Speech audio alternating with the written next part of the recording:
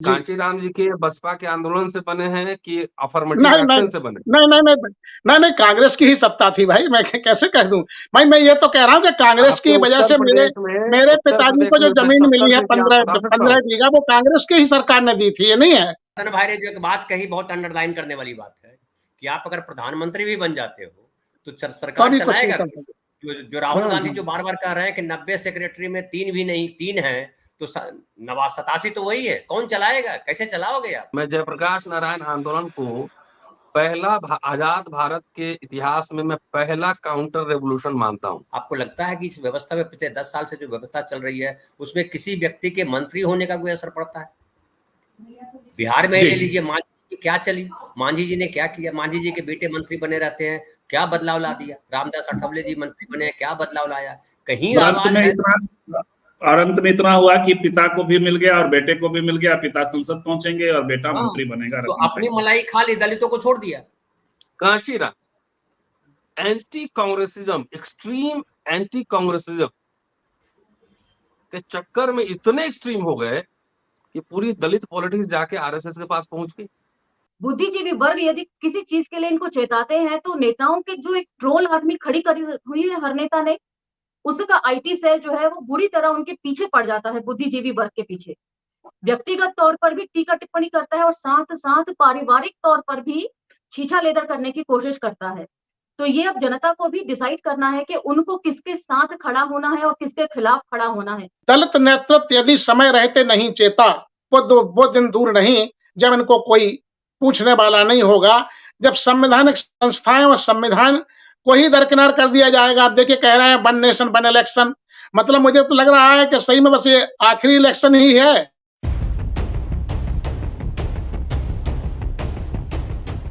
नमस्कार, मैं संजीव चंदन। पिछले 70 सालों में संविधान के बल पे देश ने बहुत कुछ हासिल किया है। खास करके देश का जो हाशिए का समाज है उसने कई क्षेत्रों में अपनी उपस्थिति पाई है, दर्ज कराई है, लड़के लिया है, हक से लिया है, संविधान के साथ लिया है। ये हासिल है 70 साल। बार बार भारतीय जनता पार्टी के लोग संविधान बदलने की बात करते हैं। कभी मोहन भागवत आरएसएस के प्रमुख, वो भी कहते हैं। फिर बयान आता है कि नहीं नहीं, इनकी अपनी सुविधा है। कभी ये मोहन भागवत को भी फ्रिंज बता देते, ये उनका व्यक्तिगत विचार है। कांग्रेस के लोग या विपक्षी पार्टियों के लोग, गली मोहल्ले के लोग, जिला स्तर के लोग भी यदि कोई बयान दे तो मोदी जी को दिल पे लगता है। फिर वो बयान कांग्रेस का होता है, विपक्ष के लोगों का होता है। लेकिन शीर्ष के लोग भी यदि बात करें, यानी हेगड़े कर्नाटक के नेता, कई टर्म के सांसद, यदि वो बात करें तो उसको ये लोग खारिज करते, ये कहते हुए कि उनका निजी विचार है और ये पार्टी का विचार नहीं है। तो एक तरफ संविधान का प्रसंग है, संविधान पर खतरे की बात। अब जो केंद्र में मंत्री है रामदास अठावले, वो कहते हैं कि संविधान कौन बदल सकता है? कोई नहीं बदल सकता, जिसे बदलना है वो देश छोड़कर जाना पड़ेगा। तो ये प्रसंग है। दलितों ने पिछले 10 सालों में हर जगह अपनी उपेक्षा देखी है। शैक्षणिक संस्थानों में खासकर मैं ऐसा गवाह रहा हूं, खास करके राजीव गांधी फेलोशिप को लेकर के। राजीव गांधी फेलोशिप पर अटैक, नियुक्तियों में जिस तरीके की नियुक्तियां हो रही हैं केंद्रीय विश्वविद्यालयों में और जहां जहां भारतीय जनता पार्टी की सरकारें हैं, यानी शैक्षणिक जगत अस्त व्यस्त है। वहां पढ़ने वाला जो हासिल था 70 सालों का, वो सब कुछ अस्त व्यस्त है। गांव से लेकर के शहर तक दलित जनता उद्वेलित है, आंदोलित है। लेकिन दलित नेता कहां है? दलित नेताओं का जो चेहरा है, जिन्हें हम दलित नेता जानते समझते हैं, वो लगभग मोदी जी के साथ दिखाई पड़ रहे। इंडिया गठबंधन के, हालांकि कांग्रेस के अध्यक्ष खड़गे जी जरूर दलित नेतृत्व है, लेकिन कांग्रेस दलित पार्टी नहीं कही जा सकती, दलित नेतृत्व की पार्टी नहीं कही जा सकती। वहां दलित नेतृत्व जरूर है। दलित नेतृत्व की पार्टी जैसे मायावती जी की पार्टी है, क्योंकि वो ऐसे ही खड़ी हुई है पार्टी, और वहां दलित नेतृत्व बाजप्ता कायदे से ग्रूम हुआ है। तो आज हम बातचीत करेंगे, हमारे साथ बहुत ही प्रबुद्ध पैनल है, अभी कुछ लोग जुड़े हैं और जुड़ते चले जाएंगे। आज का सवाल है कि जनता तो मोदी जी के खिलाफ है, भारतीय जनता पार्टी के खिलाफ है, दलित जनता, लेकिन दलित नेता कहाँ है और क्यों है, ये सबसे बड़ा सवाल है। क्योंकि जनता कहीं और नेता कहीं और नहीं हो सकते। एक दूसरी बात भी होगी, क्या बिंद के इस पार और बिंद के उस पार का भी प्रसंग कुछ है क्या महाराष्ट्र की दलित जनता और उत्तर प्रदेश की दलित जनता का भी कुछ प्रसंग है क्या? इन तमाम सवालों पर हम बातचीत करेंगे। हमारे साथ हैं शालिनी आर्यालाल, आपका बहुत बहुत स्वागत है। स्त्रीकाल के दर्शक परिचित हैं और सामाजिक राजनीतिक टिप्पणीकार हैं शालिनी जी। हमारे साथ हैं प्रोफेसर कालीचरण स्नेही सर, आपका बहुत बहुत स्वागत है। सामाजिक राजनीतिक टिप्पणीकार और लखनऊ विश्वविद्यालय में प्रोफेसर रहे, एचओडी रहे, आपका सर बहुत बहुत स्वागत। और हमारे साथ हैं प्रोफेसर रतन लाल, जाना माना नाम है, दलित चिंतन और खास करके सामाजिक राजनीतिक विषयों पे बेहद जमीन से लेकर के विचार के स्तर पर सक्रिय अम्बेडकर नामा एक बेहद लोकप्रिय यूट्यूब चैनल के निदेशक हैं। बल्कि शालिनी आर्यालाल भी मैं नहीं जी, और दोनों ही चेहरे हैं। पहली बार मुझे लग रहा है कि ये घटित हो रहा है कि शालिनी जी और रतन लाल जी जो रिश्ते में जीवन साथी होते हैं, तो ये जो दो जीवन साथी एक साथ अम्बेडकर नामा हमारे चैनल पर पहली बार एक साथ मुझे लगता है किसी डिबेट में आए होंगे। हमारे साथ यूट्यूब के प्रथम नागरिक धनंजय जी हैं। 8 बजे हमारे यहाँ, 9 बजे अपनी खिड़की पर होते हैं।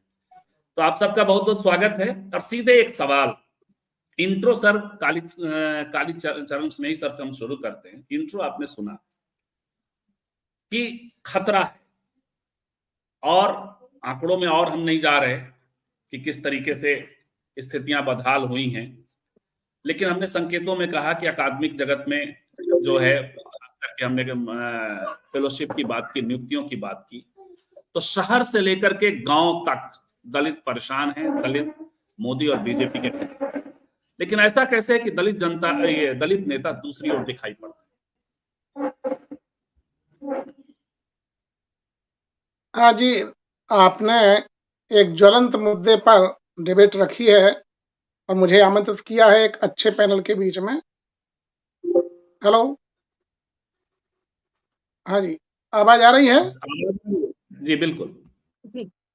हाँ, इसके लिए बहुत बहुत धन्यवाद। आप लगातार स्त्री काल पर दलित मुद्दों को, स्त्री मुद्दों को लाते रहे हैं। देखिए, बिल्कुल सही कहा आपने कि जनता विरोध में है, लेकिन जो दलित नेतृत्व है वो भाजपा के साथ दिखाई दे रहा है। ये बहुत पहले से हम देख रहे हैं, क्योंकि जो दलित मुद्दों को लेकर के जो पार्टियां बनी हैं, जिनके हाथ में खुद ही दलित नेतृत्व है और अपने उनकी खुद की पार्टियां खड़ी हुई हैं, निश्चय ही बड़ी आशाएं थीं और बड़ा हम लोग सोच रहे थे कि कोई हल निकलेगा। लोकतांत्रिक मूल्यों की समझ रखने वाले राजनेता हमें निराश नहीं होने देंगे, जनता को निराश नहीं होने देंगे। ये सही बात है कि आरंभ में जो दलित नेता उभरे हैं, चाहे रामविलास पासवान जी हों, मानवर कांशीराम साहब, बहन मायावती जी, अठावले जी, ये जितने भी हमारे नेता रहे हैं, ये सब दलित बुद्धिजीवियों के बीच में अपनी बात रखते भी रहे, उनसे सलाह भी लेते रहे या उनके मैसेज उन तक पहुंचते रहे। हाँ, अब जब से भाजपा अस्तित्व में आई है, सत्ता में है, तब से ये जो समन्वय है ये टूटा हुआ दिखाई दे रहा है। क्योंकि इस समय जिस तरह से सत्ताधारी दल भय के जो जितने भी उपकरण हो सकते हैं, उन सब का उपयोग करके डरा रहा है और डरे हुए लोग हैं, क्योंकि इन्हें अपनी पार्टी बचाना है, अपने पैसों को भी बचाना है जो भी उनके पास है, अपने आप को बचाना है। लेकिन असली बात यह है कि क्या इस बचाव में वो खुद बचेंगे कि नहीं बचेंगे, और ये संकट उनके बीच में है। हम बीएसपी का हश्र देख रहे हैं, रामविलास पासवान जी की पार्टी का हश्र देख रहे हैं, अठावले साहब स्वयं वहीं पर शिफ्ट हो चुके हैं, तो बड़ी मुसीबत है। दलित चिंतक जो है लगातार हमारे साथी जो हैं प्रोफेसर रतन लाल जी लगातार संघर्ष कर रहे हैं और वो हमारे अपने नेताओं को भी आईना लगातार दिखाते रहे हैं अम्बेडकर में और तमाम पब्लिक फोरम पर, लेकिन बात बन नहीं पा रही है। जनता तो बहुत पहले से ही चाह रही है, बहुत पहले से ही भाजपा को जनता ने कभी स्वीकार नहीं किया है। ये झूठ प्रचार है, मीडिया के द्वारा गढ़ा हुआ प्रचार है कि दलित जो है उन्हें चाहते हैं। दलित भूखा रह लेगा लेकिन वो भाजपा को वोट नहीं देगा, ये सच बात है। लेकिन मजबूरी ये है कि जिन पर उन्होंने भरोसा किया है, जो हमारी पार्टियां हैं, राजनीतिक दल हैं, उन्होंने भरोसे को तोड़ा है। अब सवाल ये उठता है करें तो क्या करें? अब इसमें यह है कि होता ये था कि मतलब जो पार्टियां हैं, दल हैं, राजनीतिक दल हैं, उनको ऊहापोह होना चाहिए था, लेकिन जनता को ऊहापोह है। जनता दलित जो है सोच रहा है कि वोट हम कैसे करें, क्या करें, वोट करने निकलें भी कि ना निकलें, क्योंकि निकलते हैं तो जिसको वोट जा रहा है वो किसी और के साथ खड़ा हुआ है और जहां हम वोट देना चाहते हैं वो वोट हमारा बेकार जा रहा है। ये परेशानी है, लेकिन ये सोचना पड़ेगा। मुझे लगता है कि हमारे दलित नेतृत्व में जो पार्टियां हैं वो इस पर मंथन करती होंगी ही, इसमें कोई दो राय नहीं है, क्योंकि वो फुल टाइमर हैं। उन्हें अपनी पार्टी भी बचानी है, अपनी अस्मिता भी बचानी है, अपने आप को भी बचाना है। लेकिन इस बचाव में उन्हें ये भी तो सोचना है कि संविधान बचेगा तो वो बचेंगे, संवैधानिक संस्थाएं बचेंगी तो है बचेंगे, लोकतंत्र बचेगा, लोकतंत्र है, संविधान है, तभी तो उनका अस्तित्व है, अन्यथा कौन पूछने वाला था? तो ये बड़ी मुसीबत खड़ी हुई है। इस मुसीबत से पार पाने का इस समय मुझे लगता है राजनीतिक दल कोई सॉल्यूशन नहीं ले, मतलब इस तरह से उठा नहीं पा रहे हैं कोई रिस्क। जैसे हेमंत सोरेन ने रिस्क उठाई है, वो जेल में है। तमाम हमारे दलित बुद्धिजीवी भी रिस्क लेकर के सवाल यही है सर, हाँ। सवाल यही है कि क्या सिर्फ दलित जो नेता हैं वो जेल जाने के डर से वहां हैं, और क्या ऐसा हो सकता है कि जनता कहीं और हो और नेता कहीं और हो, क्योंकि जनाधार तो उनका वही होगा। तीसरा कि आंकड़े जो कह रहे, छोटी टिप्पणी इस पर आपकी, फिर और लोगों से भी इसी पर लेंगे, कि आंकड़े कह रहे हैं कि उत्तर प्रदेश में खास करके बड़े संख्या में दलित और खास करके गैर जाटव दलित भारतीय जनता पार्टी को वोट कर रहे हैं सर। अब देखिए, असल में एक तो गरीबी मुख्य कारण है, क्योंकि जो लाभार्थी का नाम दे करके जो गरीबों को, एक तो गरीबी को कायम रखा गया है, गरीब रखा जाएगा, प्रजा बना करके रखा जाएगा, नागरिक नहीं बनने दिया जाएगा। नागरिक तब बनेगा जो अधिकारों से संपन्न होगा, और अधिकार तभी प्राप्त कर पाएगा जब उसका पेट भरा होगा। हम दलित बुद्धिजीवी इसीलिए बोल पा रहे हैं, अपनी बात रख पा रहे हैं कि हमें कम से कम खाने का और पेट भरने का कोई परेशानी नहीं है, हम अपनी बात रख सकते हैं। लेकिन इस तरह का माहौल बना करके रखा है देश में, महंगाई इतनी बेतहाशा बढ़ रही है, तो और दूसरा यह है कि जातिवाद चरम पर है ही, इसमें कोई दो राय नहीं। मनुवाद का ये जो विष है वो फैला हुआ है, उसमें बटा हुआ है समाज। और सबसे बड़ी बात यह है कि इस बिखराव का लाभ भाजपा या मनुवादी हमेशा लेते रहे हैं और उसका ले रहे हैं। लेकिन ये सही बात है कि केवल जेल जाने का ही भय नहीं है, उनको संसद जाने की भी अपना चस्का है कि संसद का मोह भी ना छूटे, पद भी ना छूटे, कैबिनेट का मंत्रिमंडल में, राज्यों में या कैबिनेट केंद्र की सरकार उनको भागीदारी मिलती रहे, वो मलाई काटते रहें। ये परेशानी है जो अभी आजकल केवल ये सवाल जो है, देखिए भारतीय जनता का भी यही सवाल है, क्योंकि भारतीय जनता में मध्य वर्ग पिस रहा है, पूरी तरह से पिस रहा है, व्यापारी वर्ग पिस रहा है, लेकिन वो वोट वहीं कर रहा है। ये मजबूरी है, क्योंकि उसका तो चूंकि व्यापार चल ही रहा है, उसको महंगाई के कारण भी लाभ ही हो रहा है। लेकिन दलितों के पास ऐसा कोई चारा नहीं है। हाँ, ये जरूर है कि जातियों में बटा दलित वर्ग, निश्चय ही इसका भी असर पड़ता है। उत्तर प्रदेश में इसका हम सब लोग हस्त देख चुके हैं, असर पड़ रहा है। और यदि जैसे कि माननीय कांसी राम साहब ने जिस तरह से बहुजनों को जोड़ा था, तो बहुजनों को जोड़ा था, उन्हीं बहुजनों से भाजपा ने जो है जाति आधारित पार्टियां बना ली हैं। राजभर साहब सुहेलदेव पार्टी जो बनी है, या और जो कुशवाहा साहब की जो पार्टी बनी है, या जीतन राम मांझी की जो पार्टी बनी है, ये सब क्या है? ये बहुजनों को ही तोड़-फोड़ करके जाति के आधार पर एक-एक पार्टी बनाई गई है। तो ये एक बड़ा विचित्र काम किया है सियासत ने, और इसमें दलित भी दोषी हैं और दलित बुद्धिजीवी भी मैं समझता हूँ। अब करें तो करें क्या? मतलब ये है, यदि कोई सही बात रखता है तो परेशानी का सबब है। हमारे कई साथी इसको झेल चुके हैं, परेशानी उठा रहे हैं, लेकिन फिर भी रिस्क ले रहे हैं।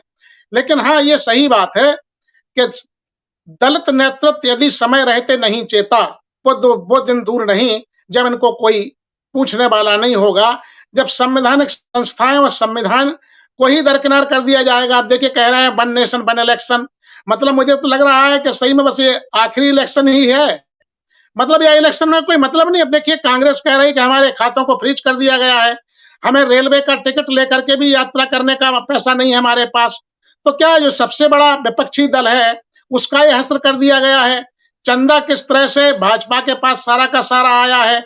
गनीमत कहिए कि माननीय सुप्रीम कोर्ट ने दबाव डाल करके एसबीआई को ये करा लिया है किसी तरह से, लेकिन कहाँ-कहाँ क्या करेंगे? सारी संस्थाओं पर कब्जा कर लिया है। अब ये बड़ा प्रश्न है, बहुत बड़ा प्रश्न है। जी, आते हैं सर आपकी ओर शालिनी जी, लेकिन इन विकराल स्थितियों में संजीव जी, संजीव जी, जी, छोटा-छोटा सेगमेंट 5-5 मिनट का लीजिए तो ज्यादा हाँ, बेहतर होगा। इसीलिए जी, बिल्कुल बिल्कुल। तो जो ये एक विकराल स्थिति है, और स्नेही सर ये चिन्हित भी कर रहे हैं कि जनता निश्चित तौर पे जातियों में बटी है और अन्य कारणों से कहीं और वोट कर रही है और भारतीय जनता पार्टी के पक्ष में वोट कर रही है। लेकिन नेताओं की भूमिका, लेकिन एक बात और है, बुद्धिजीवी भी जनता के साथ कम से कम बहुत बड़े परसेंटेज में दिखाई तो जरूर पड़ रहे हैं, लेकिन नेता अलग राह चल रहे हैं। ऐसा क्यों हो रहा है? क्या नेताओं की भूमिका नहीं बनती थी कि यदि जाति समाज में बटा हुआ यह समाज है, और खास करके अम्बेडकरवाद की धारा से आए हुए जो आया हुआ जो नेतृत्व है, वो जनता को इससे आगाह करे और गोलबंद करे? शालिनी जी। संजीव जी, एक कहावत है कि अपनों से लड़ना सबसे मुश्किल काम होता है, और इस देश की जनता को जो है ना, वही मुश्किल काम अब करके दिखाना है।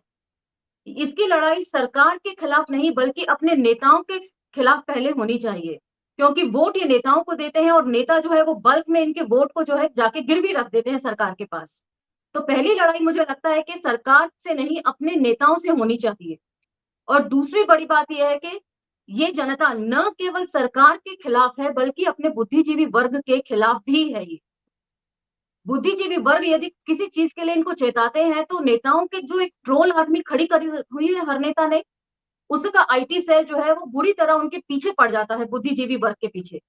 व्यक्तिगत तौर पर भी टीका टिप्पणी करता है, और साथ साथ पारिवारिक तौर पर भी छीछा लेदर करने की कोशिश करता है। तो ये अब जनता को भी डिसाइड करना है कि उनको किसके साथ खड़ा होना है और किसके खिलाफ खड़ा होना है।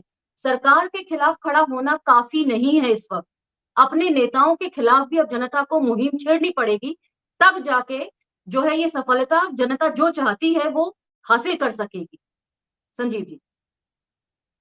जी, फिर आपकी ओर आएंगे। आपने सही बात कहा कि जनता को अपने नेताओं के खिलाफ ही लड़ना होगा। रतन भाई की ओर अब सबसे अंतिम में आएंगे। उन्होंने चॉइस, मैं चाहता था कि ओपनिंग करें, तो अब पहले राउंड की क्लोजिंग लेंगे उनसे। धनंजय जी, लेकिन जनता अपने नेताओं के खिलाफ लड़ती है क्या? गोलबंदी की सबसे ज्यादा जरूरत होती है। वो गोलबंदी यदि नहीं होगी तो वो लड़ नहीं पाएगी। और अब जो है समय भी चुक चुका है, अब चुनाव की ओर जा रहे हैं, और दलित नेतृत्व का और दलित मत का की बड़ी भूमिका होने वाली है। और दलित नेतृत्व पूरा का पूरा नरेंद्र मोदी जी के साथ 90% दिख रहा है कल तक। अब तो लगभग महाराष्ट्र में प्रकाश अम्बेडकर भी फाइनली हो गए हैं कि अलग हो गए। शालिनी जी। जी, सॉरी, आपको लगता है कि जनता जो है वो नागरिक के फॉर्म में है क्या? जनता अभी भी वही है, देश जहां गुलाम था वहीं खड़ा है। उसको लगता है सब ऊपर वाला करता है, और उसको लगता है कि नेता कोई मसीहा आएगा और उसके एकदम जीवन में कल्याण भर देगा। लड़ने को तैयार है क्या आम आदमी? नेता को, उसको लगता है कि चुनाव में जाकर के हम वोट डाल आए, वो भी बड़ी बात हो गया, हमारा काम पूरा हो गया, अब सब काम नेताओं को करना है। मंत्री अच्छा काम नहीं करते हैं तो हम क्या करें, पुलिस वाले ठीक काम नहीं करते हैं तो हम क्या करें, अफसर ठीक नहीं करते हैं तो हम क्या करें, ये मान के बैठा है। और उसमें गलती जो है मैं नेताओं से ज्यादा मानता हूं हम सबकी गलती, हम नागरिकों की गलती है। जब आप किसी पे आंख मूंद करके भरोसा करने लगते हैं ना, तो डिब्बा गायब कर देता है। आंख मूंदेंगे तो डिब्बा गायब हो जाएगा, कहावत ऐसे नहीं, आंख बंद डब्बा गायब। तो आंख मूंद करके जब किसी के पीछे आप खड़े हो जाते हैं और फिर जो उसको वहां पहुंचा देते हैं, उसके बाद हो जाता है कि अब सब ठीक हो गया, और वहीं से गलती शुरू होती है। मायावती जी को ले लीजिए, मायावती जी को तो वहाँ केंद्र में या उत्तर प्रदेश में सत्ता मिली, अपने दम पर मुख्यमंत्री बनी, लेकिन आगे मेंटेन नहीं कर पाई। क्यों मेंटेन नहीं कर पाई? और जिस तरह से पूरे देश में प्रकाश अंबेडकर भी उदाहरण है कि प्रकाश अंबेडकर जो है, क्या वो दलितों की लड़ाई लड़ते कहीं दिखाई पड़े, किसी आंदोलन को लीड करते दिखाई पड़े? वो अंबेडकर साहब जिस तरह से दलितों के लिए बिना सड़क पे उतरे भी, जिस तरह से उन्होंने लड़ाई लड़ी, पूरी संविधान सभा में लड़ाई लड़ी, आज़ादी के पहले लड़ाई लड़ी, कोई दूसरा नेता आपको लड़ता दिखाई पड़ता है इस पट्टी में? के कामराज कांग्रेस में रह करके लड़ाई लड़ते रहे, उसके बाद जो है अन्ना दुरई अलग पार्टी बनाई, उन्होंने लड़ाई लड़ी तमिलनाडु में। उस तरीके का नेता कोई दिखाई पड़ रहा है और क्यों नहीं दिखाई पड़ रहा? सवाल ये भी है कि उस तरह का नेता हमारे समाज में निकल क्यों नहीं रहा है? क्यों वो सत्ता के साथ जाकर के बैठ जाता है? क्यों वो उसी मंदिर में जाना चाहता है जिस मंदिर में जाने से दलितों को रोका गया? उसी व्यवस्था में रहना चाहता है जिसमें उसको दलित समझा गया। वो जाति व्यवस्था से क्यों नहीं निकल पा रहा है? वो धर्म की व्यवस्था से क्यों नहीं निकल पा रहा है? हमने कई वीडियोज देखे हैं जहां मंदिर में जाने के लिए मंदिर में चला गया तो उसकी पिटाई हो गई। क्यों जाना चाहता है मंदिर? बाबा साहब ने तो कहा कि हिंदू धर्म छोड़ दिया, वो भी हालांकि मैं वहां पे थोड़ा सा लगता है कि वो बुद्धिज्म स्वीकार कर दिया। धर्म की सत्ता को उन्होंने स्वीकार किया, तो धर्म की सत्ता को जब आप स्वीकार करते हैं तो आप अपनी लड़ाई भूल जाते हैं। फिर वो लड़ाई हो जाती है कि सब ऊपर वाला करता है, तो जब सब ऊपर वाला करने लगता है तो फिर वो आप कमजोर हो जाते हैं। हमारे देश में सबसे बड़ी दुर्घटना यही हुई है कि हम सब कुछ के लिए ऊपर वाले को जिम्मेदार मानते हैं। हम कमजोर है तो ऊपर वाला की वजह से है, हम मजबूत है तो ऊपर वाले की वजह से है, और ये ऊपर वाला जो है और है वो नहीं जान पाते हैं। और मुझे लगता है कि अब जागरूकता की जरूरत है। रतन भाई अक्सर कहा करते हैं कि ये नेता जो है क्या करेंगे, क्या प्रधानमंत्री बनेंगे? तो आपको किसके साथ खड़ा होना है? आपको खड़ा होना है जो आपके, अब उसमें से दो लोगों को चुनना, दो में से किसी एक को चुनना है। आप किधर जाओगे? आपके साथ जो पूरी की पूरी ब्राह्मणवादी शक्तियां हैं उनके साथ खड़ा रहना, जो घोषणा के तौर पे भी ब्राह्मणवादी है। एक तो हुआ कि छुप करके ब्राह्मणवादी है, एक है जो खुलेआम ब्राह्मणवादी है। तो उन शक्तियों के साथ आपको जाना है। और अगर वो टोकन चीफ मिनिस्टर बना भी देते हैं आदिवासी को, दलित को मुख्यमंत्री या डिप्टी चीफ मिनिस्टर, क्या उनकी कहीं चलती है? आपको लगता है कि इस व्यवस्था में पिछले 10 साल से जो व्यवस्था चल रही है उसमें किसी व्यक्ति के मंत्री होने का कोई असर पड़ता है? बिहार में ले लीजिए, मांझी जी क्या चली, मांझी जी ने क्या किया? मांझी जी के बेटे मंत्री बने रहते हैं, क्या बदलाव ला दिया? रामदास अठावले जी मंत्री बने, क्या बदलाव लाया? कहीं आवाज है?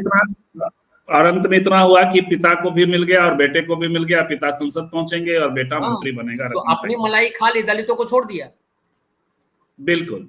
तो रतन भाई ये स्थिति है, लेकिन सवाल ये भी बनता है एक दौर में एक नेतृत्व का, एक धारा का प्रभाव होता है जब सत्ता पर, और ऐसी स्थिति में यदि सत्ता से बाहर चले जाएंगे दलित नेताओं की पहली प्राथमिकता ऐसा लगता है कि सत्ता के भीतर। इस कारण से वो ये तमाम जो मनुवादी अटैक है, और मनुवादी अटैक अब सीधे सीधे स्टेट तंत्र पे काबिज लोग हैं, तो उसकी जगह उस पर ना ध्यान दे करके कोशिश करते हैं बने होने की, तंत्र में बने रह करके हम कोशिश करेंगे। हालांकि वो कोशिश करते हुए दिखाई नहीं दे रहे, कोई भी नहीं दिखाई दे रहा है। रतन भाई जी शुक्रिया आपका, बहुत दिन बाद आया हूँ। सत्ता में जाके मूली उखाड़ेंगे, गोभी रोपेंगे, क्या करेंगे सत्ता में जाके? ये तो कहना पड़ेगा ना कि हम सत्ता में जा रहे हैं। अम्बेडकर साहब ने कांग्रेस से कॉम्प्रोमाइज किया तो मंत्री बनने के लिए थोड़ी किया था, किसी और कारण से किया था। तो सत्ता में जाके गोभी उगाना है कि मूली रोपना है कि बैगन उगाएंगे, ये तो अपने वोटरों के लोगों को बताएंगे। आपने शुरू में एक नेता का नाम लिया, अठावले साहब। अठावले साहब केंद्रीय मंत्री हैं और मैं उनको बहुत सीरियसली नहीं लेता हूँ, उनको सीरियसली लेता नहीं कभी, क्योंकि वो तनख्वाहिया आदमी। दिल्ली में बैठे हुए मंत्री हैं, एक एफआईआर करवा सकते हैं, एक मुकदमा करवा सकते हैं और करवा के दिखा दें तो आप जो कहेंगे उस शर्त में मानने के लिए तैयार। तो मैं मंत्री और एमएलए एमपी को बहुत सीरियसली लेता नहीं। अब आपने मांझी जी की बात कही, मैं जंतर मंतर पर एक प्रोग्राम में मांझी जी के साथ था और उनके बेटे भी जो मंत्री बने थे, और बेटे का भाषण सुन लिया, उसके बाद मेरा भाषण हुआ। और कह रहे थे कि मेरा हक कौन खा गया खा गया खा गया। हम सुनते रहे। मैंने कहा कि एक काम करिए, आप हमको अपने समाज का एक बच्चा दीजिए बढ़िया अंग्रेजी पढ़ा हुआ, उसको ऑक्सफोर्ड में पढ़ाने का पूरा फाइनेंशियल खर्चा हम लेंगे। मुंह में से आवाज नहीं निकली कि एक भुइयां बच्चा जो है आप मुझे दीजिए ढूंढ के, मैं उसको पढ़ाऊंगा, इंग्लैंड में पढ़ाऊंगा, मैं खर्चा उसके लिए चंदा मांगूंगा। लोगों से आवाज नहीं निकली। तो इससे लोगों को समझ लेना चाहिए।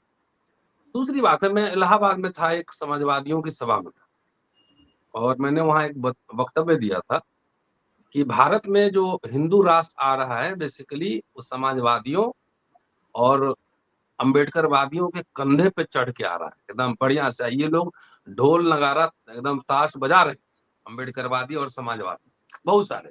और नाम भी ले सकता हूँ, जिनको भी बहस करना हो कर भी सकते हैं। अभी एक प्रोग्राम है, मेरे पास पोस्टर आया है, डॉक्टर राम मनोहर लोहिया स्मृति व्याख्यान 9, और ये मध्य प्रदेश में है कहीं पे। और इसके जो चीफ गेस्ट हैं वो केस, उनका नाम सुन लीजिए, आरिफ मोहम्मद खान, केरल के गवर्नर, केरल के गवर्नर है। और लोहिया व्याख्यान देने आ रहे हैं। और 21 तरह के, ग्वालियर में प्रोग्राम है, झांसी रोड पर। और उसमें और लोगों का नाम मैं पढ़ देता हूं। अध्यक्षता श्रीमती रुचि सिंह, कुलाधिपति IITM यूनिवर्सिटी ग्वालियर। विशिष्ट अतिथि प्रोफेसर नंद किशोर आचार्य, कवि, समालोचक एवं अहिंसा विचार के प्रमाणिक विद्वान। प्रोफेसर राजकुमार जैन, वरिष्ठ सोशलिस्ट एवं इतिहास अध्येता। मैं ये बात क्यों कह रहा हूं? अंबेडकर के बाद दलित पॉलिटिक्स में 2 लैंडमार्क है। एक है दलित पैंथर का इमर्जेंस, और दूसरा है वाम सेफ और बसपा का इमर्जेंस। समाजवादियों में आप उठा के देखिए, मैं जयप्रकाश नारायण आंदोलन को पहला आजाद भारत के इतिहास में मैं पहला काउंटर रेवोल्यूशन मानता हूं। पहला, कि जिसमें जितने संघी टाइप लोग सब मिल के उखाड़ने पे था। आप इतिहास उठा के पढ़िए किस तरह जुडिशरी से लड़ाई चल रही थी, और तमाम मसले, उस विस्तार से नहीं जाऊंगा। जितने समाजवादी उस सरकार में शामिल हुए उसमें से ज्यादातर मैं कह रहा हूं, पूरा नहीं कह रहा हूं, नाम उठाकर देख लीजिए। जॉर्ज फर्नांडिस कहां गए? शरद यादव कहां गए? रामविलास पासवान कहां गए? नीतीश कुमार कहां गए? तो ये समाजवादियों का पक्ष आपके सामने रख रहा हूं। अब आइए अंबेडकरवादियों में। दलित पैंथर से ही निकले अठावले साहब, कहां है? उनके एक और संस्थापक थे अभी, नामदेव ढसाल, उन्होंने शिवसेना ज्वाइन की ना। राजा और ढाले ने भी, सॉरी, राजा ढाले, हाँ, दोनों ने दोनों ने शिवसेना ज्वाइन की। शिवसेना के पॉलिटिक्स उस समय क्या थी? क्या अंबेडकरवादी पॉलिटिक्स थी? देखिए, मैं इतिहास का छात्र हूं, और मैं समझता हूं कि कोई भी स्कॉलर अपने समय का बाई प्रोडक्ट होता है, वो अंतिम सत्य नहीं होता है। बाबा साहब जिस जमाने में लिख रहे होंगे, उस जमाने का सत्य और इस जमाने का सत्य अंतर होगा। तो इतिहासकार होने के नाते कई फैक्ट्स उनके जो है ना अब इररिलेवेंट हो गए होंगे, तो नए सिरे से उसे ऐसी इतिहास बढ़ता है आगे। और दोनों चले गए उधर। कांशी राम जी, आइए, कांशी राम जी, उनको बाबा साहब ने कहा था कांग्रेस से उनकी लड़ाई इसलिए हुई कि उस समय कांग्रेस ही फ्रंट पे थी ना, और किससे लड़ाई होती है? जितने हिंदुत्ववादी शक्तियां थी वो कांग्रेस के साथ थी, तो कांग्रेस से लड़ाई हुई। कांग्रेस से जितना डॉक्टर अंबेडकर ने लिख के, पढ़ के, बोल के जितना लड़ा, उतना दुनिया के इतिहास में किसी ने नहीं लड़ा होता। तो फिर उन्होंने कांग्रेस सरकार क्यों ज्वाइन किया? कांग्रेस सरकार में कह रहा हूं। तो कोई भी एक पढ़ा लिखा आदमी, 4 पेज का भाषण है लखनऊ में जो है, 24 अप्रैल 1948 का भाषण है, वो पढ़ ले, उसमें सब कुछ मिल जाएगा क्यों ज्वाइन किया। और रिजाइन भी किया, उसका कारण दिया। ठीक है, अब आइए थोड़ा सा दूसरे सेगमेंट में और बोलूंगा, लेकिन एक छोटा सा मैं इंट्रोडक्टरी रिमार्क दे रहा हूं। Kanshiram anti Congressism, extreme anti Congressism के चक्कर में इतने एक्सट्रीम हो गए कि पूरी दलित पॉलिटिक्स जाके आरएसएस के पास पहुंच गई। 3 बार बीजेपी आरएसएस से मिलकर सरकार बनी डायरेक्ट, और चौथी बार अप्रत्यक्ष रूप से बनी। तो आरएसएस बीजेपी का सपोर्ट लिया, कहाँ चली गई दलित राजनीति? क्या जिस समय कांचीराम जी आंदोलन कर रहे थे, ये बात दलित समाज का लोग जो सुन रहा हो, वो ये बताएगा कि उस समय इग्नू खुल रहा था और जवाहर नवोदय विद्यालय खुल रहे थे, जिसमें लाखों दलित बच्चे भी पढ़े होंगे। स्पेशल रिक्रूटमेंट ड्राइव चल रहा था। स्नेही जी ज्यादा विस्तार से बता देंगे आपको, हमसे उम्र में बड़े हैं, मैं तो उस समय स्कूल में पढ़ता था, लेकिन मुझे याद है ये चल रहा था। क्या किसी दलित नेता के एजेंडा में, किसी दलित नेता के एजेंडा में 30 लाख नौकरियां अभी खाली, मान लीजिए, फर्ज कीजिए, उसमें से अगर सही से नौकरी मिले तो 15 लाख नौकरियां SC ST OBC को मिल सकती हैं। नेता तो 10-20 बन सकता है, डॉक्टर, इंजीनियर, IAS, जजेस तो लाखों में बन सकते हैं। क्या इसको लेकर दलित नेता और दलित समाज चिंतित है? जी, हम लोग रोज बोल रहे हैं, यही रोज सवाल ये है, बात रोज बोल रहे हैं यही सवाल है। कि अगर इसी जात सवाल के को नाम लेके पे वोट दोगे, जात के नाम पे वोट दोगे तो नेता माले माल होगा, उसको पैसा भी मिलेगा, बंगला भी मिलेगा, मंत्रालय भी मिलेगा, और तुम्हारे हाथ में कटोरा होगा, कटोरा। जी, फिर आएंगे आपसे और समझने की कोशिश करेंगे, बहुत पिन पॉइंटेड, कि ये तो वस्तु स्थिति है। ऐसा कैसे हो सकता है कि जनता कहीं और हो और नेता नहीं कहीं और? जनता ऐसा नहीं, होता है? संजीव जी, संजीव जनता जी, भी तो वही है, नहीं जनता भी संजीव वही जी, है। इसका रीजनल वेरिएशन मैं आपको बता रहा हूँ। ये नीट एंड क्लीन जो आप फॉर्मूला दे रहे हैं, ये सारे जनता विरोध में है और नेता उधर है, जनता ही कुछ ऐसा है गड़बड़। ये अगले सेगमेंट में इससे बात करूंगा। जी बिल्कुल, बल्कि हम आप रीजन वाइज वाला जो मामला है वो हम स्नेही सर के और सवाल के तौर पे भी ले जाएंगे।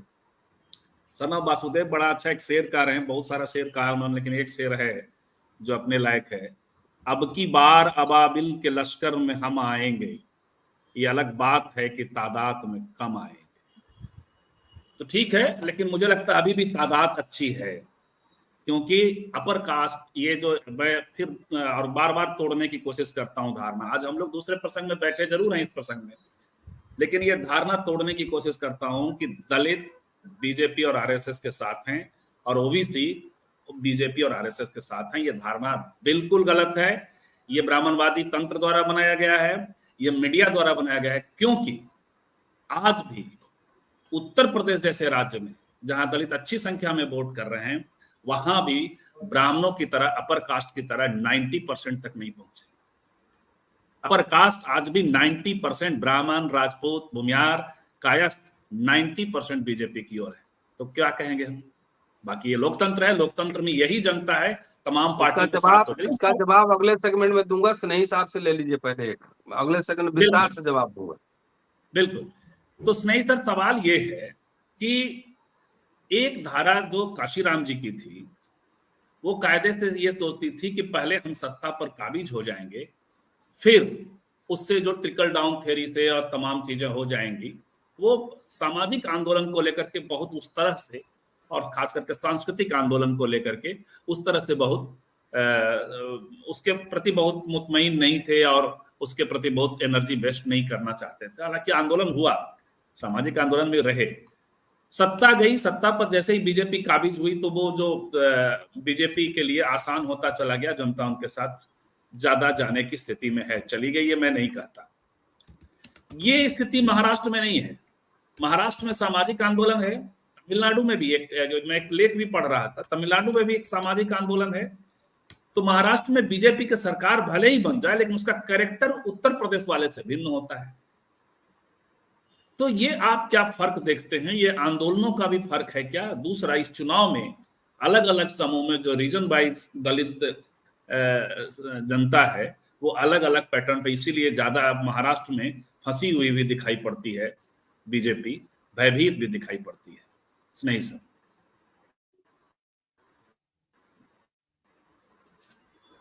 जबकि उनके, आप अनम्यूट कर लें, जबकि उनके दोनों ही नेता वहां के आरपीआई धड़े के, दोनों ही नहीं 3-4 नेता, अनम्यूट करें सर, मैं करता हूं। जबकि उनके तीनों चारों नेता, जोगेंद्र कवाड़े आज बीजेपी से एमएलसी हैं। मैं अनम्यूट कर रहा हूं सर, आप रुकें जी। अब आपको करना होगा, मैंने क्या कर दिया था, एक बार आप करें, हम दोनों ही कर रहे हैं इसलिए हाँ बार जी, बार म्यूट हो जी। हाँ, ओके मैं कह रहा ओके हाँ मैं कह रहा हूं योगेंद्र कबाड़े बीजेपी के साथ, रामदास अठावले बीजेपी के साथ, प्रकाश अंबेडकर प्रच्छन्न रूप से बीजेपी के, फिर भी जनता वहां एक प्रेशर ग्रुप के तौर पे नहीं सर जी। देखिए अभी हमारे साथी डॉक्टर रतन लाल जी ने बिल्कुल ये भी सच है, इस बात में उन्होंने सच्चाई व्यक्त की है कि जनता भी उन्हीं के साथ दिख रही है, क्योंकि देखिए जैसे पासवान जी के चिराग पासवान जी हैं, यदि उनको वहां के पासवानों का वोट का ये नहीं रहेगा तो वो जीत कैसे पाएंगे? तो निश्चय ही वहां की जो जनता पासवान के रूप में है वो उन्हें जिता रही है। जितेंद्र राम मांझी की जो समाज है, जो जनता है, उनकी जाति है, वो उन्हें जिता रही है। इसी तरह से माने मैं चाहे ओबीसी के नेता हो या दलित नेतृत्व हो, ये सब हो तो यही रहा है, क्योंकि लगभग भाई जो हमारा दलित नेतृत्व है वो इसीलिए तो शिफ्ट कहीं भी हो जा रहा है कि उसे ये पता है कि हमारी जनता मतलब उसकी जो जाति का वोट है वो कहीं जाने वाला नहीं है। तो सबसे बड़ा जहर तो जाति है। ये जाति का जहर जब तक, और स्वाभाविक रूप में ये जाने वाला नहीं है, तो जाति का जहर तो सचमुच में लोकतंत्र को खोखला कर रहा है। और इसमें कोई दो राय नहीं है कि जनता भी, भाई जनता से ही तो ताकत मिलती है। जैसे हम जानते हैं कि जाटो समाज जो है वो किसी भी कीमत में लगभग बीएसपी के साथ रहेगा, लेकिन और जो दलित जातियां हैं उनका अपना इशू है। उनके नेता जहां जाते हैं वो नेता इसीलिए जाते हैं कि उन्हें पता है कि जनता हमारे साथ है। जैसा कि आपने स्वयं कहा कि महाराष्ट्र में जो दबाव चल रहा है, इसका साफ मतलब है कि वहां जो जनता है, खासकर जो दलित वर्ग है, वहां का जो समाज है, वो दूसरे प्रकार से मन बना रहा है। तो वहां का दलित नेतृत्व भी विचलित है और परेशान है कि यदि वो उनका मन नहीं भापेगा, मन नहीं रखेगा तो हार जाएंगे। ये प्रॉब्लम है। लेकिन अब देखिए समस्या ये है कि अब दलित जनता करे क्या? देखिए और दलित बुद्धिजीवी, अब माना कि हम कह रहे हैं कि भाई ठीक है, हमें जाकर के मनुवादी जो ताकतें हैं उनको हराना है। अब मनुवादी ताकतें हराने का मतलब यह है कि यदि हमारा नेता मनुवादी ताकतों के साथ हो गया है और हमने मन बनाया है कि मनुवादी ताकतों को हमें वोट नहीं देना है, लेकिन अपने नेता को देना है जो उनके साथ ही है, अब ये परेशानी है। वो करे तो क्या करे? या तो वोट देने निकले ना, नोटा दबाए, इतना भी शिक्षण हमारा अंदर हुआ नहीं है। तो ये प्रॉब्लम है कि करे तो क्या करे? जैसे हमारे यहाँ उत्तर प्रदेश में मेश्राम जी लगातार आते रहे, कई उन्होंने चूंकि सामाजिक चिंतक हैं और बड़ा सांस्कृतिक आंदोलन खड़ा किया दलितों के बीच में।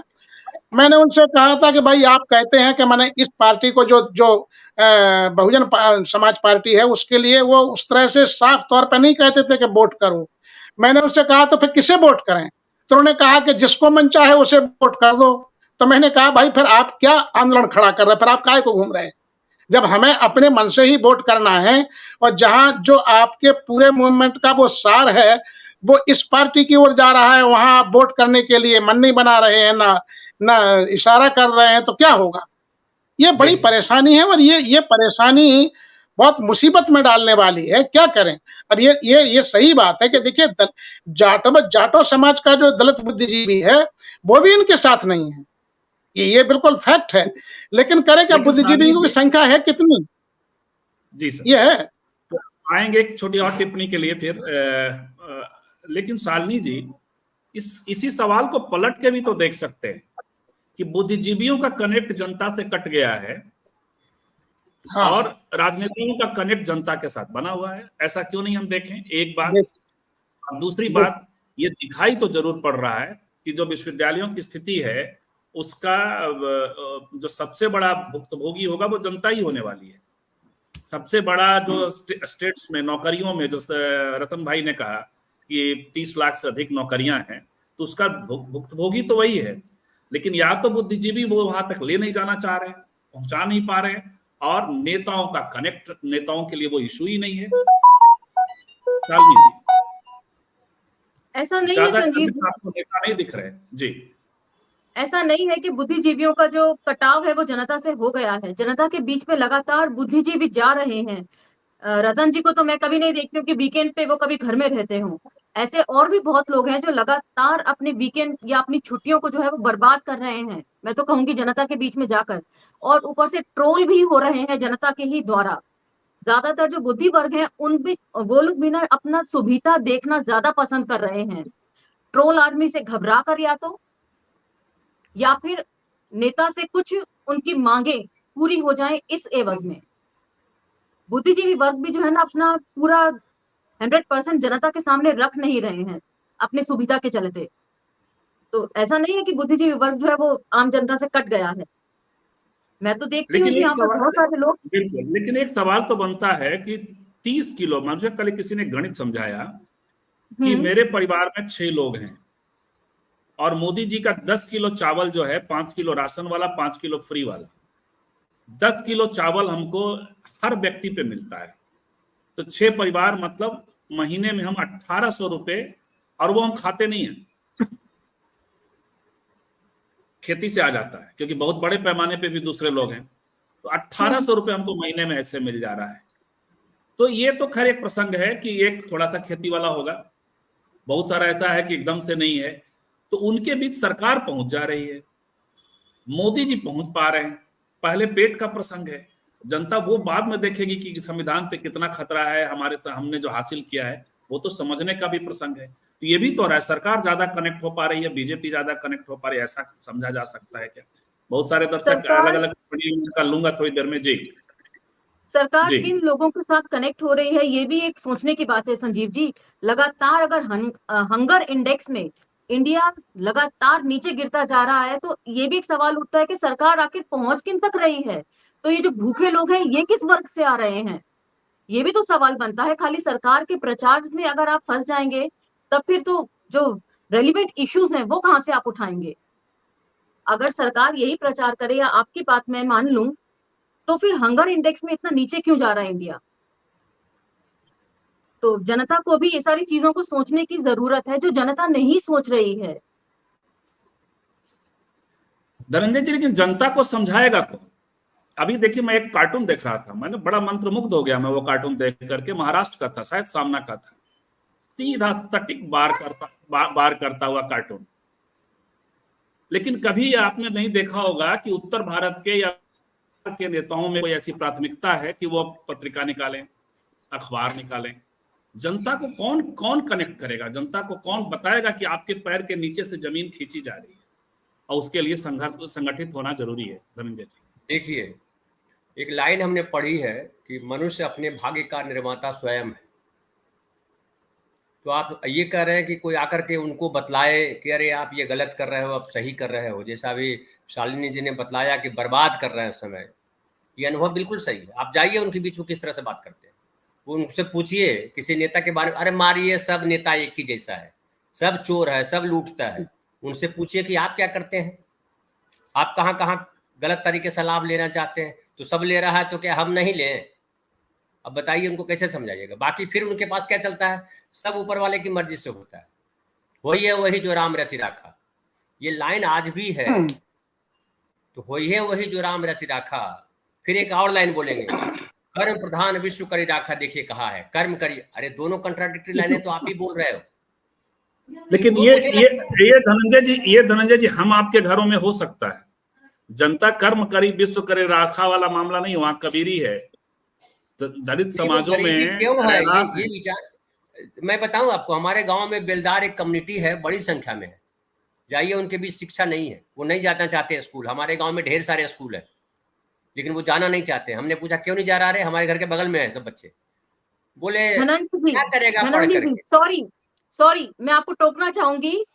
इस बारे में मैं ये कहना चाहूंगी कि आप शिक्षा की बात कर रहे हैं, लेकिन मेरे परिवार जो है वो पूरी तरीके से शिक्षित लोग हैं।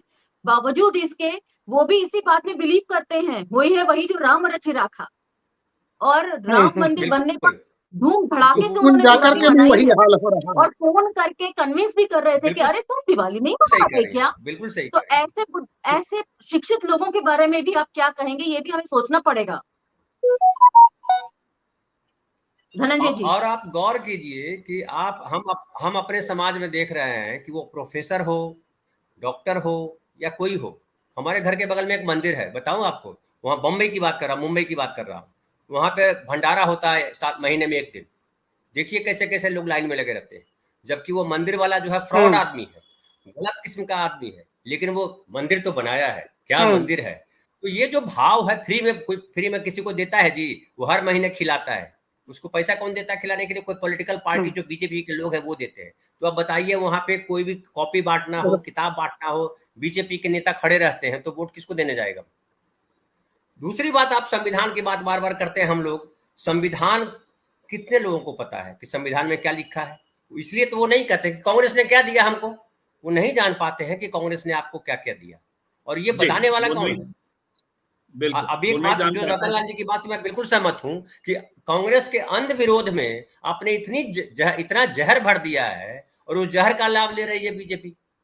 आपने भर दिया है, कांग्रेस मतलब भ्रष्ट पार्टी, कांग्रेस मतलब चोर पार्टी, कांग्रेस मतलब कुछ नहीं किया कांग्रेस ने, ये आपने भर दिया। उसको निकालना आसान काम नहीं है। और ऊपर से वो राम को लेकर के आते हैं, आप राम ला नहीं सकते हो। वो जो है दारू भी देते हैं, वो मुर्गा भी देते हैं। हमारा वाला तो हम तो एक सुनते हैं बड़ा अच्छा है, और जनता भी सुनती ही है। वैसे दलित समाज का ही लगता है, या ओबीसी समाज का कोई गायक है कि राम ने बनाया मनई और मनई ने बनाया राम को, राम का बनाया मनई बोला ये, सॉरी, मनई के बनावल, सॉरी, हाँ, राम का बनावल मनई बोले और डोले, एक मिनट, बोले और डोले आ रहे हैं भाई साहब, और मनई के बनावल राम नइखे कौनो काम के। तो ये भी उस जनता के बीच में चीजें होती हैं। रतन भाई आते हैं आपकी ओर। धनंजय जी ने कहा कि कांग्रेस का जो प्रसंग छेड़ा, और 2 टिप्पणियां भी ऐसी हैं कि दलितों और आदिवासियों ने जब से कांग्रेस का साथ छोड़ा, तब से, ये इंडियन सिटीजन नाम से टिप्पणी है, तब से बर्बादी ही बर्बादी हुई। आरएसएस ने इनके शाखाओं में भर्ती करके हिंदू फिदायीन बना दिया है। और सफदर कहते हैं कि चिराग पासवान आसान राजनीति करना चाहते हैं, दलितों की बात नहीं उठाते। ये तो चिराग के अलावा तमाम राजनेताओं पर लागू होता है जिन पर आज हम लोग बात कर रहे हैं। तो एक तो ये सवाल, और दूसरा आपने एक सवाल खुद ही ले लिया था और कहा था कि अगले सेगमेंट में जवाब दूंगा। रतन भाई, कौन सा सवाल जो आपने कहा था लास्ट वाला? हमने तो ये कहा था कि एक भ्रम है कि दलित और ओबीसी जो है, अभी का सवाल तो ये है। अच्छा, चलिए, एनीवेज सबसे पहले आप मुझे किस श्रेणी में रखते हैं, उससे मेरा जवाब शुरू होगा कि क्या मैं बुद्धिजीवी हूँ, पॉलिटिकल आदमी हूँ, या क्या हूँ, इससे शुरू होगा। शालिनी ने थोड़ा सा पहले बता दिया। अगर आप मुझे ये समझते हैं कि मैं उस कैटेगरी में हूँ, तो उसका जवाब पहले ये कि इस समाज से हम नहीं कनेक्ट कर पा रहे हैं, तो समाज हमसे कनेक्ट करना चाहता है क्या? समाज ने हमें क्या दिया? आप मेरी हर वीकेंड पे अगर ट्रैवलिंग होती है, छुट्टी मेरा एक भी नहीं होता है, तो समाज क्या घर बुलाया खाना खिलाता है क्या मुझे? समाज अगर एक कहीं जाने का टिकट भेज देता है, तो एयरपोर्ट जाने आने का खर्चा देता है? आप तो मेरे यहाँ रहे हैं, देखे हैं, यहाँ पे 10 आदमी का रोज एवरेज खाना बनता है, समाज देता है? इस समाज को फ्री में सब कुछ चाहिए, फ्री में गला फाड़ फाड़ के, पढ़ पढ़ के बोल रहे हैं, समझाने की कोशिश कर रहे हैं कि दुनिया की सारी क्रांतियां मिडिल क्लास ने की है, बुर्जुआजी ने की है, बुर्जुआ ने की है, जिसको दाल रोटी का इंतजाम करके आया है। तो मैं 26 साल नौकरी कर लिया, मैंने मकान खरीदा है क्या? मेरी जमीन है क्या? मेरी प्रॉपर्टी है क्या? तो पैसा मैंने क्या किया? जुआ खेलने में खत्म किया, या ट्रैवलिंग, सामाजिक आंदोलन, इन तमाम चीजों में खर्च किया? अब कितना समाज क्या चाहता है भाई? इसी अम्बेडकर नामा जिसकी चर्चा आपने की है शुरू में, 3 बच्चों को स्पॉन्सर किया ना, पैसा पढ़ाया ना विदेश में, सुनीता देवी को ही पैसे फंड करवाए ना। अपने हमें समाज ने क्या दिया? 26 साल की नौकरी हो गई, उससे 8-10 साल पहले से लड़ाई लड़ रहा हूं, 40 साल का मेरा संघर्ष है। बाबा साहब चवन्नी अठन्नी इकट्ठा करके मूक नायक और तमाम भूषण प्रिंटिंग प्रेस, बहिष्कृत भारत, जनता सब चलाते थे।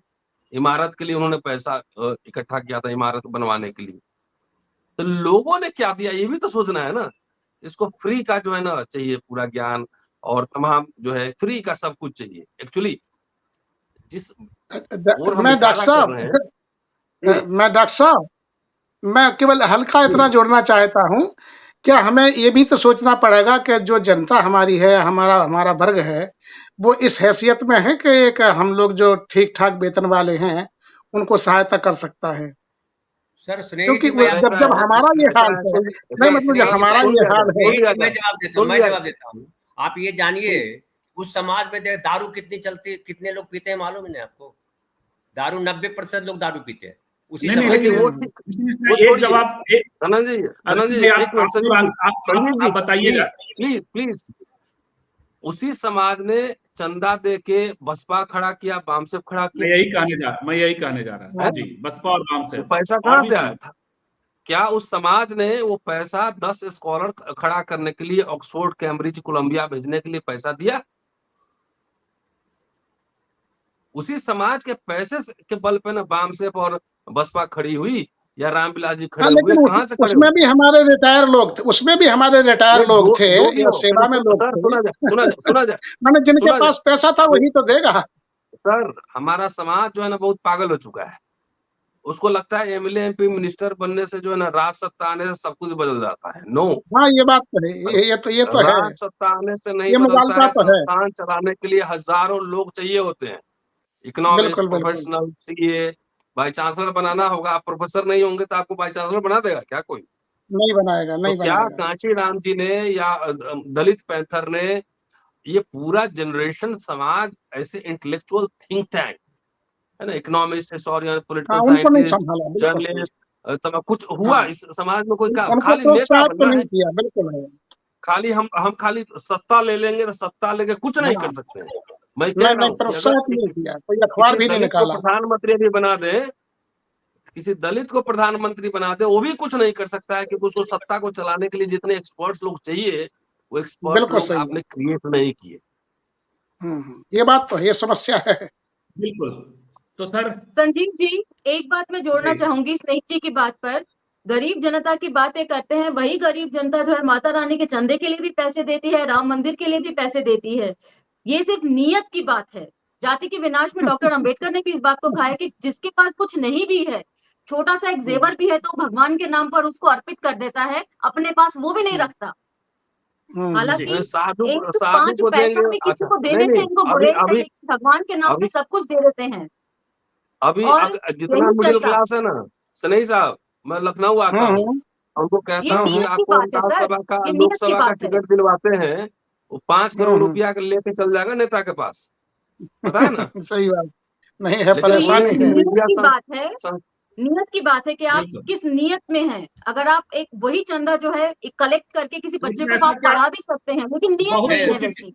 बहुत छोटी साथ ही टिप्पणी संजीव भाई, रतन भाई ने जो एक बात कही बहुत अंडरलाइन करने वाली बात है कि आप अगर प्रधानमंत्री भी बन जाते हो तो सरकार तभी कुछ चलाएगा। निकल सके। जो राहुल गांधी जो बार बार कह रहे हैं कि 90 सेक्रेटरी में 3 भी नहीं, 3 हैं, तो 87 तो वही है। कौन चलाएगा? कैसे चलाओगे आप? पूरी व्यवस्था आपको चलानी है। बिल्कुल वो लाइन बहुत अंडरलाइन करने वाली है। आप पढ़ोगे नहीं तो करोगे क्या? देखिए भीड़ बनने से नहीं चलेगा ना। चले गए तो वे हाँ आ रहे नहीं हैं। आगे खैर एक कोट चला मैं सकते दे रहा हैं। हूँ। राज प्रभाकर ने टिप्पणी की है, बड़ी अच्छी टिप्पणी। जिंदा लोगों को ख्वाबो धन चाहिए, जो मुर्दा है उनको बस कफन चाहिए। तो बेसिकली तो सपनों का, ख्वाबों का, यूटोपिया का जो धन होता है, जो बाबा साहब ने दिया, महात्मा फुले ने दिया, यूटोपिया भी दिया और संघर्ष भी दिया, और संघर्ष धनंजय का जी, तरीका भी दिया, दर्शन भी दिया। वो सबसे आपने ज्यादा जो बात जरूरी कही है, मेरा एक सवाल है सर, आपने सवाल के साथ जी, सवाल के साथ छोटी टिप्पणी आप करेंगे, और चूंकि अब समय हो रहा है कि हम लोग बात करते करते कहीं जनता को दोषी बनाने तो नहीं लग गए। हम तो आज नेताओं को तौलने बैठे थे कि जनता जो आपकी है उसका जवाब मैं बाद में दूंगा जवाब आप उसका। छोटी छोटी टिप्पणियां जी, इस सेगमेंट के का एक ही सवाल सबके लिए। हाँ जी, हाँ, मैं बोलूं? अच्छा, मैं ये कह रहा हूं कि धनंजय जी जो ये कह रहे थे कि पे सरकार कैसे चलाओगे, लेकिन देखिए मैं किसी की तारीफ नहीं कर रहा हूं, लेकिन उत्तर प्रदेश में आखिरकार बीएसपी ने सरकार चलाई ही, और मजबूती के साथ चलाई, दमदारी के साथ चलाई। ये कोई समस्या नहीं आई है, क्योंकि जब आप सत्ता में होते हैं तो शरण भी आपके साथ आ जाता है, और जैसा चाहा वैसी सरकार चलाई है। हाँ, ये बात जरूर है कि यदि आप अपने अपने पार्टी खड़ा करके ऐसा कुछ कर पाते हैं तब निश्चय ही करिश्मा होगा। हाँ, लेकिन यह है कि माना कि जैसे खड़गे जी हैं, प्रधानमंत्री भी बन जाते हैं, तो रिमोट कंट्रोल किसके हाथ में होगा? ये परेशानी आएगी। सुशील कुमार शिंदे गृह मंत्री थे। गृह मंत्री तो प्रधानमंत्री के बाद का पद होता है। फर्क पड़ता है। उसी सुशील हाँ? कुमार शिंदे ने उसी सर होने का फर्क पड़ता है। नहीं, फर्क तो पड़ता है, बिल्कुल। उसी सुशील कुमार शिंदे ने महाधिवक्ता को बुला करके जब प्रमोशन का प्रसंग आया था और उन्होंने कोई पास किया ऑर्डर, तो उन्होंने कहा कि इसको डिफेंड आपको करना है और नहीं तो आप जाएंगे। ये वही इसीलिए कांग्रेस हम लोगों की दूसरी पसंद है। कांग्रेस में स्पेस है, ये नहीं कह रहे। कांग्रेस अपने नेताओं को, दलित नेतृत्व को भी थोड़ा स्पेस तो देती रही है, तभी तो हम लोग आज यहाँ तक हैं। अन्यथा कहाँ होते? स्नेही साहब, आप प्रोफेसर जो है कांचीराम जी के बसपा के आंदोलन से बने हैं कि अफर्मेटिव एक्शन से बने? नहीं, कांग्रेस की ही सत्ता थी भाई, मैं कैसे कह दूं भाई। मैं ये तो कह रहा हूँ कि कांग्रेस की वजह से मेरे पिताजी को जो जमीन मिली है 15 बीघा, वो कांग्रेस की ही सरकार ने दी थी, ये नहीं है। मेरी नौकरी भी चूंकि वो सत्य है, स्वाभाविक है। ये मैं ये नहीं, इसीलिए दलितों की दूसरी पसंद कांग्रेस है। जहां हमारे दलित नेतृत्व नहीं है वहां कांग्रेस के साथ है। नहीं, दलित नेतृत्व है कहाँ? दलित नेतृत्व कहाँ है? अरे दल तो है ही, कम से कम तो वहां थोड़ा यह है कि अपनों के, चूंकि जातिवादी देश में जाति का कनेक्शन इतना साइकोलॉजिकल होता है कि उससे निकलना बड़ा मुश्किल है। तो सर ये तो जनता की गड़बड़ी हुई ना, जनता की गड़बड़ी हुई। नहीं, मैं लेकिन बता रहा हूँ, ये है परेशानी तो है।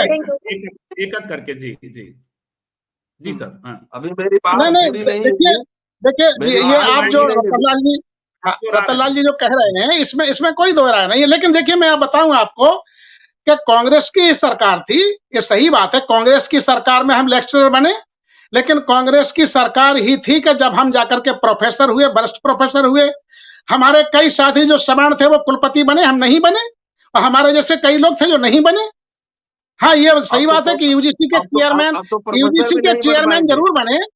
नहीं, यूजीसी के चेयरमैन उन्होंने बनाया, हमने उसी में अपने आप को मान लिया था कि भाई हमारे थोराट साहब को बना दिया है। और उन्होंने वहां बैठ करके राजीव गांधी स्कॉलरशिप चलाई, जो तमाम योजनाएं कांग्रेस थोड़ा फ्री हैंड देती है। यही कारण तो है कि हम लोग यहाँ तक आ सके हैं और आज बोल पा रहे हैं। अन्यथा हम भाजपा का विरोध क्यों करते? इसलिए तो हम विरोध में खड़े हैं कि लोकतांत्रिक ताकतें जो है उनको कमजोर करते हैं। ये संविधान को कमजोर करने का मतलब हमारी नौकरियों को छीनना, क्योंकि ले दे करके संविधान से हमें नौकरी ही मिल पा रही है। बोलने की आजादी तो ठीक है, वो अलग बात है। लेकिन मुख्य है कि जब हमें जमीन सम्मान पूर्वक कोई पद मिलेगा, जैसा कि आपने स्वयं कहा 15 लाख नौकरियां आएंगी, तो 15 लाख नौकरियां आएंगी, लेकिन सांसद विधायक मुश्किल से 120 ही तो जाएंगे। एससी एसटी के सारे सांसद जोड़ के 120 से ज्यादा नहीं हो सकते हैं। ये तो परेशानी है। तो चिंतन का है सवाल, लेकिन अब करें तो क्या करें? ये हमारे सामने भी, अब जैसे आप कह रहे हैं कि जनता साथ नहीं देती है, तो क्या हम सवर्णों के साथ चले जाएं? कहाँ जाएं? हमें आखिरकार मन तो उसका बदलना पड़ेगा। क्या करें? कहाँ जाएंगे? आपकी टिप्पणी, और इस पर मुझे लगता है कि एक राउंड और हम लोगों को आना चाहिए इसी पैनल के साथ, कुछ और लोगों के साथ भी। लेकिन रतन भाई आपकी कुछ नहीं, मुझे सिर्फ ये कहना है कि अब अगले एपिसोड में मैं विस्तार से बात करूंगा कि महाराष्ट्र से इधर और महाराष्ट्र के उधर दोनों प्रदेश का पॉलिटिक्स समझेंगे। सोशियो पॉलिटिक्स तो अलग है। हाँ, ये बात इधर जो है ना, इधर जो है, इधर हमारे यहाँ भक्ति परंपरा ज्यादा रही। तो एक एपिसोड आप जरूर कर लीजिए कि दलितों का शत्रु नंबर 1 कौन। और मैं ये समझता हूँ, मेरी फर्म बिलीव है, बाबा साहब बहुत पहले समझ चुके थे कि हम सरकार नहीं बना पाएंगे, इसलिए उन्होंने समझौते किए थे कि हम अपने समाज के लिए कुछ सुरक्षा कर लें। बहुजन समाज बनी थी जाति जोड़ के, और उसमें कोई, देखिए सरकार 9वीं का बच्चा भी बता देगा कि सरकार बन जाएगी तो बहुत सारी परिस्थितियां बदल जाती है। लेकिन सरकार बना लेना और व्यवस्था चलाए रखना, मैं व्यवस्था की बात कर रहा हूँ, उसके लिए बहुत सारे इंटेलेक्चुअल्स, बहुत सारे थिंक टैंक, बहुत सारे तरह-तरह के लोगों की ज़रूरत होती है। मैं समझता हूँ कि दलित समाज ने इस पे कोई ध्यान ही नहीं दिया। एक आदमी के वाइस चांसलर बनने से मुझे कोई फ़र्क नहीं पड़ता है। एक आदमी का प्राइम मिनिस्टर बनने से मुझे कोई फ़र्क नहीं पड़ता। व्यवस्था चलाने के लिए आपको पूरा पैराफर्नालिया चाहिए होता है। आपको सीए है? कोई दलित सीए का नाम मुझे बता दें? कोई एसटी सीए का नाम बता दें? मैं तो ढूँढ रहा हूँ, एक आध कहीं-कहीं मिलते हैं। तो सीए आपके पास नहीं है। बाबा साहब तो कोलंबिया में पढ़ के आए थे। क्या दलित समाज ने अब तक इतना अरबों-खरबों चंदा दिया, कोई ऑक्सफोर्ड में पढ़ा के मंगवाया? 100 बच्चे पढ़ाते, 90 नालायक निकल जाते। 10 बच्चे भी ढंग के आते, तो वही इंडियन एक्सप्रेस में आर्टिकल लिखते, वही हार्वर्ड में पढ़ाते, वहाँ से एजेंडा सेट करते।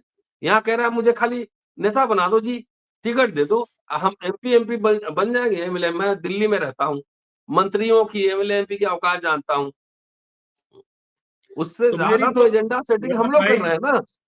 बिल्कुल रतन भाई, मेरी तो इच्छा ये है कि इस पर लंबी बात हो, और भी बात हो, कई एपिसोड में बातचीत हो, क्योंकि ये बहुत ही गंभीर मसला है, दिखाई पड़ रहा है 2024 के चुनाव में। दलित समाज को अपने जात का नेता चाहिए, या अपने बच्चों के लिए अंग्रेजी स्कूल चाहिए, सरकारी नौकरी चाहिए, उसको सुरक्षा चाहिए, डिग्निटी चाहिए।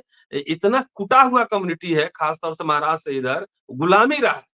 उसको लगता है कि आरएसएस, बीजेपी उसका भला कर रही है, तो अच्छा है, वोट दे उसको, उसका खूब उसको लात से कूटो, कूटो, बलात्कार हो, मर्डर हो, कोई नेता नहीं जाए, भिखारी की तरह रहो, तुम्हारी नौकरी खत्म हो जाए, और जहां पे सीधा मैनेज नहीं हो रहा वहां पे एक बार बताइए, स्नेही साहब है यहाँ पे बैठे, क्या उत्तर प्रदेश में बीएसपी 25 सीट जीत रही?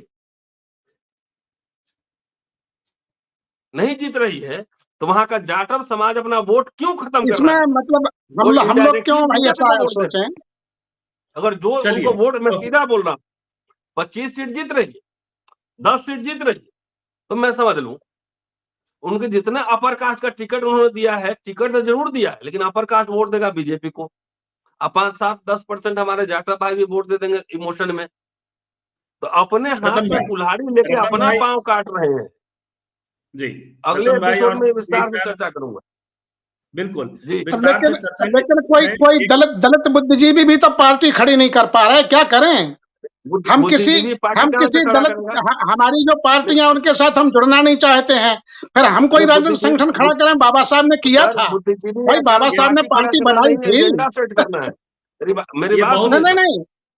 नहीं, जी, वो खैर बहस का मुद्दा अच्छा, है, एक मिनट बहस का संजीव, मुद्दा एक है। मिनट, सवाल इसका नहीं है कि बीएसपी 25 सीट ला रही, लेकिन 25 एक सीट का मिनट, 50 सीट का 80 सीट का खेल जरूर बिगाड़ रही है, ये मान लीजिए। तो बिगाड़ लीजिए ना, तो अच्छा है ना, खूब बिगाड़िए, नहीं अच्छे नहीं, से मैं बिगाड़िए। अच्छे नहीं बुरे बिगाड़ का लीजिए सवाल आप। नहीं है, अच्छे बुरे। अब आप देखिए, बिगाड़ते अब रहिए, उसमें प्रकाश नुकसान अम्बेडकर जी नेता क्या का नहीं करेंगे? होगा। वहां यही वहां नेता होना तो है। महल में रहेगा, महाराष्ट्र नेता में भी महल में रहेगा। इतना सांस्कृतिक आंदोलन हो करके वहां भी यही होना है। प्रकाश अम्बेडकर पूरे की देश पार्टी में कह खेल ही रहा हूँ, बिगाड़ेगी, खेल नहीं ही पूरे देश बिगाड़ेगी। में कह रहा हूँ कि दलित लोगों हाँ, को जो सर, नेता चाहिए, सर, उनको अधिकार नहीं चाहिए, फ्री में मिला चलिए था, खैर। फूट पीट के बराबर रतन कर सर, दो। स्नेही सर, रतन सर, हाँ स्नेही सर और शालिनी जी और हमारे साथ धनंजय जी जुड़े रहे, और फ्री भी का मिला था बातचीत। ना आरक्षण, फ्री रतन का भाई मिला था, कूट पीट के बराबर कर दो।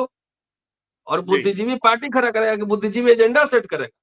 बुद्धिजीवी का इस काम पर एजेंडा सेट सारा करना होता है। मामला जो है वो नियत नहीं, का लेकिन है कि आप एजेंडा किस आपका कोई नियत नहीं से मान काम रहा, कर तब रहे क्या हैं। करोगे? अरे एजेंडा कोई एजेंडा तो आपका मनवाए मानने ना को तैयार सुनील नहीं है, साहब। तब क्या करोगे? रोस्टर का आंदोलन समय नेता की नहीं सीमा, चलाया था, बुद्धिजीवी लोग हाँ नहीं चलाए थे। नहीं नहीं नहीं, ये तो बात हाँ है। समय हाँ, समय की सीमा, समय ओके, की सीमा। शुक्रिया, और थैंक यू। इस नहीं नहीं, आप रुके शुक्रिया। थोड़ा सा, समय की सीमा के हाँ साथ साथ ये प्रसंग है, आप लोगों से वादा लेते हैं कि आप लोग जल्दी ही और भी बात करेंगे इस विषय पे, क्योंकि बहुत गंभीर विषय है। जनता बिल्कुल, कहीं गंभीर और, तो है ही। जनता के ऊपर दमन और शोषण की स्थिति, संविधान पे खतरा, जो कोर एजेंडा है अम्बेडकरवादियों का, और नेता कहीं और, ये बहुत बड़ा प्रसंग। लेकिन जो दर्शक सुन रहे हैं, आगे भी सुनेंगे, वो ये समझें, ये जो आपस में भिड़ते हुए दो बुद्धिजीवी हैं, वो ऑर्गेनिक आवाज है। रतन गिर भाई नहीं जब अपने रहे। ऑर्गेनिक आवाज है, और रतन भाई जब बात करते हैं अपनी जनता के बीच में, कह रहे हैं वो पिटे कुटे, तो इसका अर्थ है आक्रोश। ये आक्रोश डॉक्टर बाबा साहब अम्बेडकर का राज्यसभा में पनपा था, जब उन्होंने कहा था कि संविधान को फाड़ दो, जला दो। तब अंग्रेजी अखबारों ने छापा था खास करके। बाकी तो अखबारों का अपना था, अंग्रेजी अखबारों ने कहा कि ये एक बाप का दर्द था। तो जो बाप होता है, जो घर के भीतर का होता है, वो दर्द समझता है। हम लोगों को समझने की जरूरत है पॉलिटी। हम लोग कोशिश करेंगे राजनीति कहाँ है। हम लोग, एक बात तो होती है कि राजनीति को कहाँ होना चाहिए, ये भी बात होती है, और अभी राजनीति कहाँ है इस पर भी बात करने की जरूरत होती है। आप सब जुड़े रहे, कल फिर मिलते हैं 8 बजे, किसी और दिन और बात करेंगे इसी विषय पर। आप सब समय दें। आप सबका बहुत बहुत धन्यवाद। धनंजय जी जुड़े थे, उनका भी बहुत बहुत धन्यवाद।